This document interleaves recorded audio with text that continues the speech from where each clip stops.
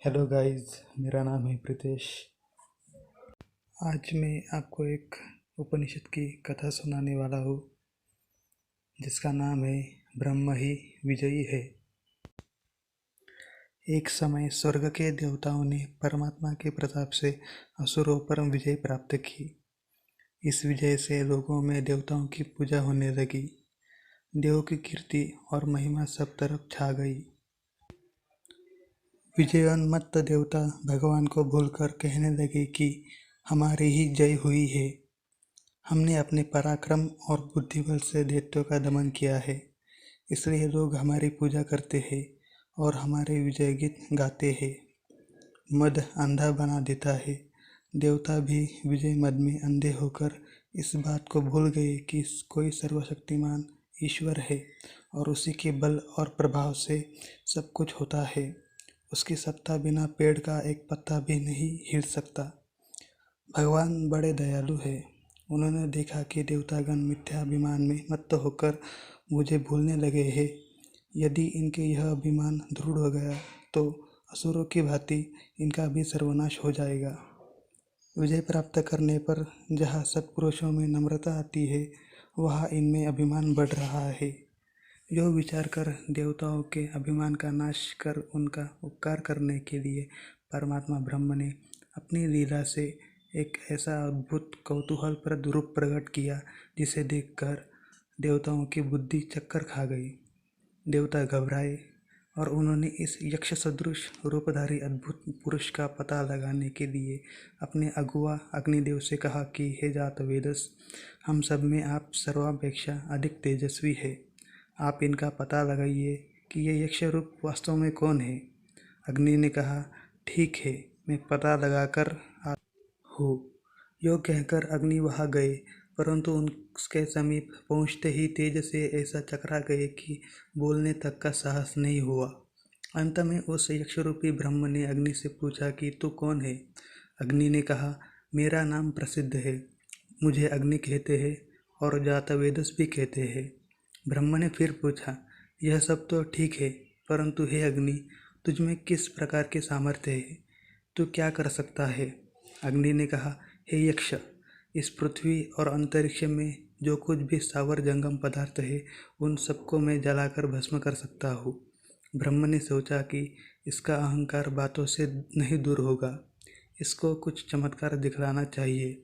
यह सोचकर ब्रह्म ने उसमें से अपनी शक्ति खींच ली और तस्मै तृणम निदधौ उसके सामने एक सूखे घास का तिनका डालकर कहा, अब सबको जलाने की बात तो पीछे देखी जाएगी, पहले एतद्दह, इस तृण को तू जला।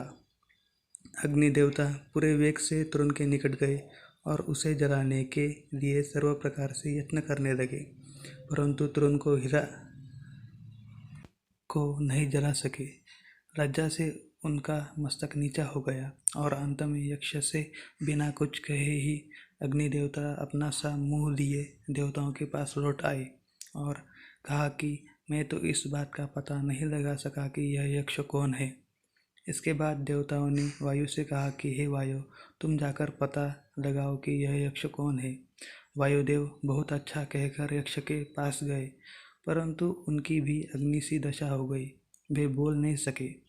यक्ष ने पूछा, तू कौन है। वायु ने कहा, मैं वायु हूँ, मेरा नाम और गुण प्रसिद्ध है, गमन क्रिया करने वाला और पृथ्वी की गंध को वहन करने वाला हूँ। अंतरिक्ष में गमन करने वाला होने के कारण मुझे मातरिश्वा भी कहते हैं। यक्ष ने कहा, तुझ में क्या सामर्थ्य है। वायु ने कहा, इस पृथ्वी और अंतरिक्ष में जो कुछ भी पदार्थ है, उन सबको मैं उड़ा सकता हूँ। ब्रह्म ने वायु के सन्मुख भी वही सूखा तिनका रख दिया और कहा, एतद्दादत्स्व, इस तिनके को उड़ा दे। वायु ने अपना सारा बल लगा दिया, परंतु तिनका हिला भी नहीं। यह देखकर वायुदेव बड़े लज्जित हुए और तुरंत ही देवताओं के पास आकर उन्होंने कहा, हे देवगण, पता नहीं यह यक्ष कौन है, मैं तो कुछ भी नहीं जान सका। जब मुनिमोह से काम नहीं होता तब मालिक की बारी आती है। इसी न्याय से देवताओं ने इंद्र से कहा कि हे देवराज, अब आप जाइए। इंद्र यक्ष के समीप गए। देवराज के अभिमान में भरा हुआ देखकर यक्षरूपी ब्रह्मा वहां से अंतर्धान हो गए। इंद्र का अभिमान चूर्ण करने के लिए उनकी बात तक नहीं की। इंद्र लज्जित तो हो गए, परंतु उन्होंने हिम्मत नहीं हारी और ध्यान करने लगे। इतने में उन्होंने देखा कि अंतरिक्ष में अत्यंत शोभायुक्त और सब प्रकार के उत्तमोत्तम अलंकारों से विभूषित हिमवान की कन्या भगवती पार्वती उमा खड़ी है। पार्वती के दर्शन कर इंद्र को हर्ष हुआ और उन्होंने सोचा कि पार्वती नित्य ज्ञानबोध स्वरूप भगवान शिव के पास रहती है, अतएव यक्ष का पता अवश्य ही मालूम होगा। इंद्र ने विनय भाव से उनसे पूछा, माता, अभी जो यक्ष हमें दर्शन देकर अंतर्धान हो गए, वे कौन है? उमा ने कहा, वे यक्ष प्रसिद्ध ब्रह्म था। हे इंद्र, उस ब्रह्म ने ही असुरों को पराजित किया है।